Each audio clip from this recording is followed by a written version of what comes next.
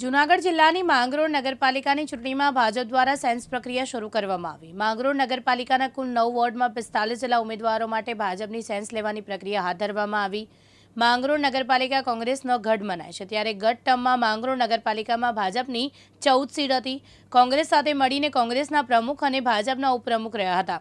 ત્યારે નગરપાલિકાની ચૂંટણી જાહેર થતાં ભાજપ દ્વારા સેન્સ પ્રક્રિયા શરૂ કરાતા ઉમેદવારી નોંધાવવા માટે ઉમેદવારો ઉમટી પડ્યા અને 45 જેટલા ઉમેદવારોએ ઉમેદવારી ફોર્મ ભર્યું। હું મીના લલિત પરમાર, હું વોર્ડ નંબર 2 માં હું ત્યાંની સભ્ય છું અને આજે જે અમારા જે અહીંયા ટિકિટ ઉમેદવાર કે જે અમે ટિકિટ લેવા માટે આવ્યા છીએ એ જ્યોત્સનાબેન છગનભાઈ પરમાર।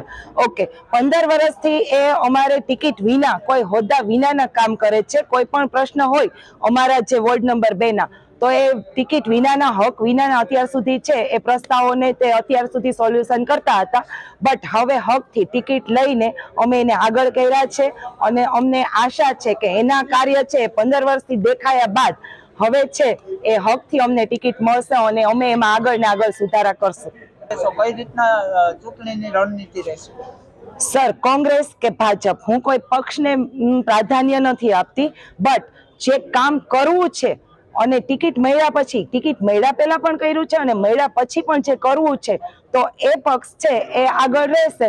કોઈ પક્ષને પ્રાધાન્ય આપીને કે કોઈ વ્યક્તિને પ્રાધાન્ય આપીને હું એ વસ્તુમાં માનતી નથી। ગુજરાત રાજ્યમાં નગરપાલિકાઓ અને મહાનગર જૂનાગઢની ચૂંટણીની અત્યારે જાહેર થઈ છે।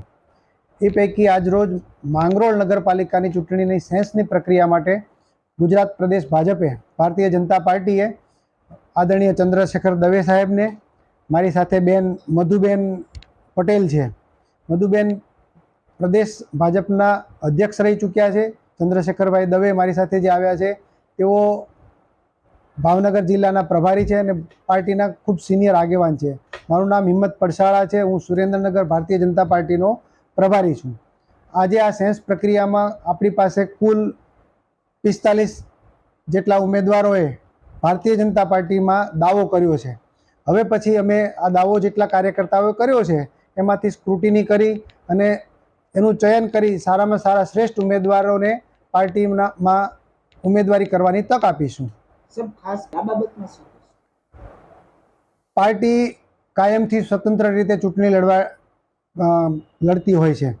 આ વખત પણ પાર્ટીએ દરેક વોર્ડમાં સ્વતંત્ર રીતે ચૂંટણી લડશે અને મને વિશ્વાસ છે આદરણીય નરેન્દ્રભાઈ મોદીના નેતૃત્વમાં, અમારા મૃદુ અને મક્કમ મુખ્યમંત્રી આદરણીય ભૂપેન્દ્રભાઈ પટેલના નેતૃત્વમાં, પાર્ટીના પ્રમુખ CR પાટીલ સાહેબના નેતૃત્વમાં પાર્ટી સમગ્ર માંગરોળ તો ઠીક છે પણ જેટલી જગ્યાએ ચૂંટણી અને પેટા ચૂંટણી થઈ રહી છે ત્યાં દરેક જગ્યાએ ભારતીય જનતા પાર્ટી ખૂબ સારી રીતે અને ખૂબ સારી મોટી લીડથી જીતીને આવશે।